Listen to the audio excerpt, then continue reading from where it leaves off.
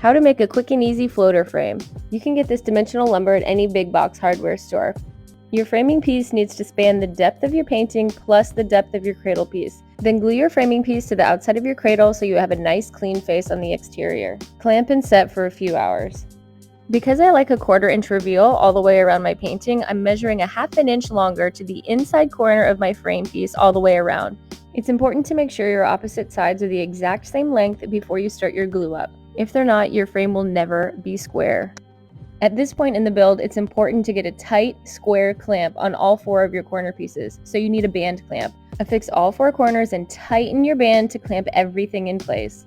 Then I move right into painting the interior of my floater frame. And I use a touch of Ready Patch at the corners and edges, just so we get a nice clean finish after we sand in a few hours. With this poplar wood, you don't need much. I'm using a 240 grit to clean up the front face of my frame, as well as the exterior edges and corners to give us that nice clean finish. Then hit it with a blower to clean. My very unscientific method to making sure my painting is centered is cardboard. It's very important to wedge it all the way around so there is no movement whatsoever. Then you can flip it upside down, screw it all in place through your cradle, then pop the cardboard out in the end. And that's all there is to it. A perfect 1/4 inch reveal all the way around, a black interior painted poplar floater frame goes perfect with this painting I made to sell and decided to keep for myself.